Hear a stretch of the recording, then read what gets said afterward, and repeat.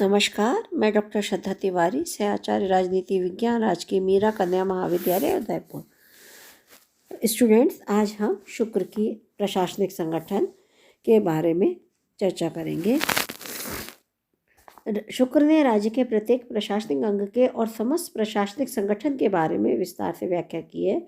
प्रशासन के उच्च यानी शीर्षस्थ पदाधिकारियों और अधिकारियों को शुक्र ने प्रकृति कहा है तथा इन सभी का मुख्य कार्य नीतियों का निर्माण विधायी कार्य है। निर्मित नीतियों का क्रियान्वयन करने के लिए अधीनस्थ कर्मचारियों और अधिकारियों की भी व्यवस्था प्रशासनिक व्यवस्था को अनेकों भागों में विभाजित किया है। शुक्र के शब्दों में केंद्रीय स्तर के विभागाध्यक्ष को अध्यक्ष कहा गया है। वहीं यह भी कहा गया है कि किसी विशिष्ट विभाग में अध्यक्ष पद पर नियुक्ति करते समय उसकी विभाग से संबंधित तकनीकी योग्यताओं को अत्यधिक महत्व दिया जाना चाहिए। शुक्र के शब्दों में प्रशासन के समस्त स्तरों पर जब कार्मिकों की व्यवस्था की जाएगी तो उनकी तकनीकी व व्यावसायिक योग्यताओं का विशेष ध्यान रखा जाएगा। शुक्र के अधिकारियों की सूची में गजाधिपति, अश्वाधिपति, सारथी, अश्वारोही, अश्व शिक्षक, पालिका अध्यक्ष, उद्यानपति, गृहाधिपति आदि आदि कई हैं जिन्होंने ये सभी अपने अपने क्षेत्र के कुशल तकनीकी ज्ञाता हैं।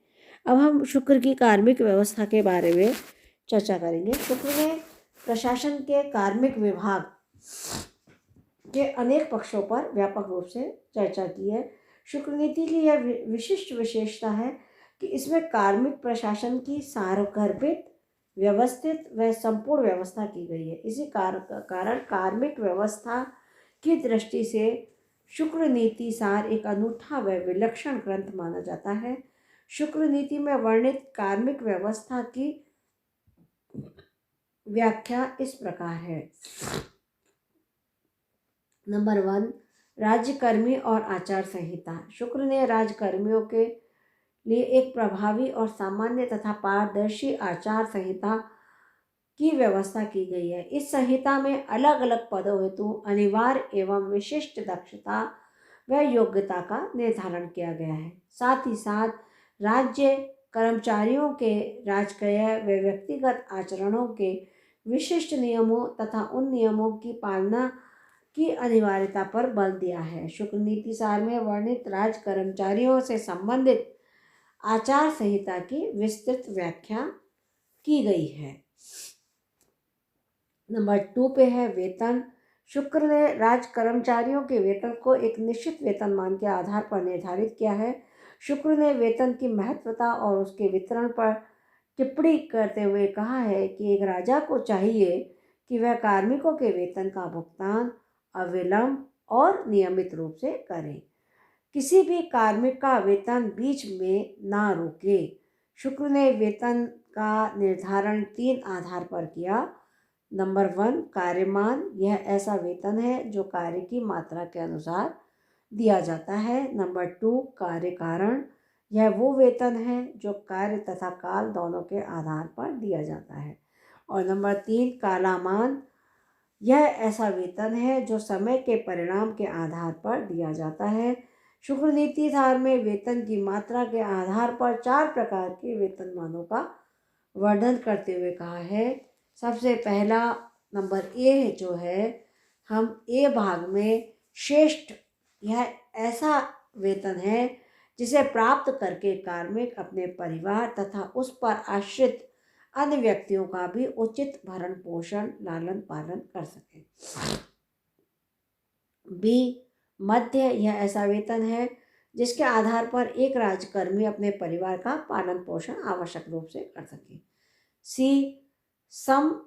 यह ऐसा वेतन है जिसे प्राप्त करके एक राज्यकर्मी अपने परिवार की अनिवार्य आवश्यकता जैसे भोजन, रोटी, कपड़ा आदि की पूर्ति कर सके। और नंबर 4 पर है हीन। ऐसा वेतन जिसे प्राप्त करके राज्यकर्मी केवल स्वयं का ही भरण पोषण कर सकता है। इस ग्रंथ में यह बताया गया है कि यदि कोई कार्मिक विशेष कार्य दक्षता व अनुभव रखता हो तो वह इस आधार पर हीन से श्रेष्ठ वेतनमानों को प्राप्त कर सकता है।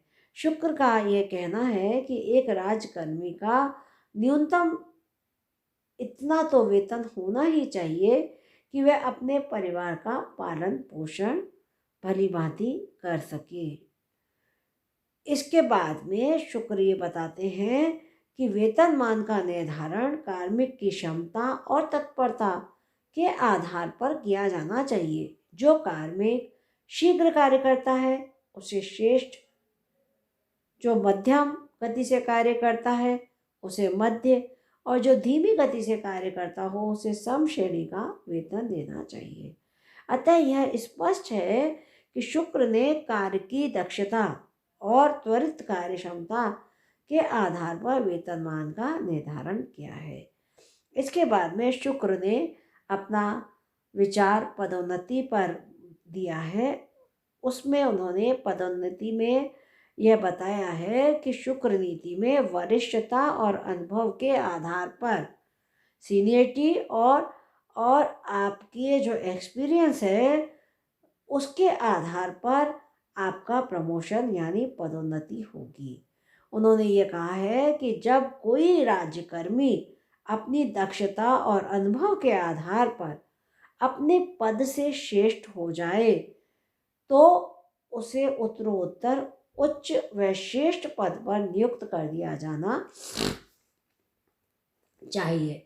यह पदोन्नति की प्रक्रिया निम्न पद से प्रारंभ होकर के विभाग के प्रधान पद तक की जा सकती है।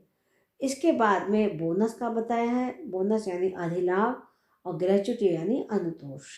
शुक्र ने राजा को निर्देश देते हुए कहा है कि वह अपने कार्मिकों को अनिवार्य रूप से बोनस और ग्रेच्युटी प्रदान करें। शुक्र ने आगे ये बताया है कि एक शासक को प्रति वर्ष अपने कार्मिकों को एक पखवाड़े का वेतन अधिलाभ भी देना चाहिए यानी 15 दिन का। शुक्र ने ग्रेच्युटी पर कहा है शासक को चाहिए कि वह वेतन का 8वां भाग ग्रेच्युटी के रूप में प्रति वर्ष राजकर्मियों को प्रदान करे। अब नंबर 4 पे भविष्य निधि पेंशन और पारिवारिक पेंशन आती है। तो बच्चों, पेंशन के बारे में शुक्र के ये विचार हैं कि एक राजकर्मी को सेवानिवृत्ति के बाद मिलने वाले लाभों की स्पष्ट व्याख्या की गई है। उन्होंने अपनी शुक्र नीति में यह बताया है कि जिस राजकर्मी ने राजकीय सेवा में 40 वर्ष व्यतीत कर लिए हो उन्हें सेवानिवृत्ति दे दी जानी चाहिए और आधा वेतन पेंशन के रूप में आजीवन प्रदान करना चाहिए। आगे उन्होंने बताया है कि पेंशन की आधी राशि सेवानिवृत्ति कार्मिक के बालकों के भरण पोषण के लिए उस समय तक दी जानी चाहिए जब तक कि वे स्वयं कार्य करने योग्य ना हो। लालन पालन की यह राशि कार्मिक की पत्नी या अविवाहित पुत्री को भी प्रदान की जानी चाहिए। शुक्र ने राजकर्मियों हेतु पारिवारिक पेंशन की व्यवस्था करते हुए कहा है कि एक राजकर्मी की सेवा की अवधि में मृत्यु हो जाए तो उस समय जो वेतन प्राप्त हो रहा है उस वेतन के समान राशि का भुगतान उसके ज्येष्ठ पुत्र को उस समय तक करना चाहिए जब तक कि वह स्वयं कार्य करने योग्य ना हो जाए। वे बताते हैं कि एक मृत राजकर्मी का पुत्र राजकीय सेवा के योग्य हो जाए तथा उसके व्यक्तिगत और राजकीय गुणों के आधार पर उसे राजकीय सेवाओं में भर्ती कर लेना चाहिए तथा गुण के आधार पर उसका वेतन निर्धारित करना चाहिए। इसके बाद में शुक्र ये बताते हैं कि राजकर्मियों को भविष्य निधि की व्याख्या करते हुए कहते हैं कि कर्मचारियों के वेतन का चतुर्थांश या षष्ठांश यानी चौथा या छठा भाग काटकर राजकीय कोष में जमा किया जाना चाहिए तथा कुछ वर्षों बाद एकत्रित राशि का आंशिक या पूर्ण भाग कार्मिक को उसकी आवश्यकता अनुसार लौटा देना चाहिए। इस प्रकार शुक्र ने सेवानिवृत्ति के सारे लाभ, पेंशन, भविष्य निधि आदि की स्पष्ट व्याख्या की है। अब इसके बाद में 5वें नंबर पर अवकाश आता है। शुक्र ने राज कर्मचारी होते उचित अवकाश देने की व्यवस्था की है। शुक्र का मत है कि कार्मिकों को उपयुक्त समय अवधि पर या विशिष्ट परिस्थितियों में अवकाश दिया जाना चाहिए। यदि कोई अत्यधिक आवश्यक कार्य हो तो ही इस दिन कर्मचारियों से कार्य करवाना चाहिए। श्राद्ध के दिन कार्मिक से किसी भी प्रकार का कोई कार्य नहीं करवाना चाहिए। उन्होंने कार्मिकों के प्रति सप्ताह निश्चित अंतराल के बाद अवकाश प्रदान करना चाहिए। कर्मचारी जब अस्वस्थ हो जाए तो उसे सवेतन व अर्धवेतन का अवकाश देना चाहिए।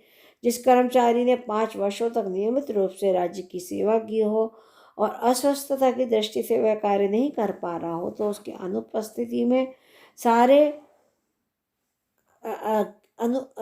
दिनों की 3/4 वेतन प्रदान करना चाहिए। कोई कार्मिक अस्वस्थता के कारण 1 वर्ष तक अवकाश पर रहे तो 1 वर्ष के पश्चात उसे चौथाई वेतन का भुगतान किया जाना चाहिए। एक कर्मचारी को अस्वस्थता के आधार पर कितना वेतन दिया जाए इसका निर्धारण उसके रोग की प्रकृति के आधार पर किया जाना चाहिए। और जब वह आदमी कुशल और सुयोग्य कर्मचारी अस्वस्थता या किसी गंभीर रोग के कारण राज्य सेवा स्थायी रूप से नहीं कर रहा हो तो उसे सेवा से हटाकर नियमित रूप से उसे आधा वेतन देना चाहिए।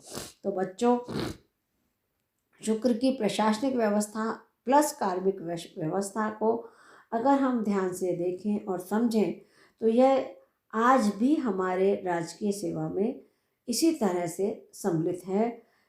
यह स्पष्ट है कि कर्मचारी को उसके स्वस्थ रहने के लिए विश्राम करके नवीन ऊर्जा के साथ पुनः राजकीय सेवा करने के लिए पारिवारिक व सामाजिक दायित्वों का निर्वाह करने के लिए शुक्र के विभिन्न प्रकार के अवकाशों की व्यवस्था की है। यह विशेष तथ्य यह है कि एक कर्मचारी को अवकाश पर भी पूर्ण या आंशिक धन लाभ हो तो अनिवार्य रूप से ही होता है तथा राज्य के कार्य भी अनवरत चलते रहते हैं।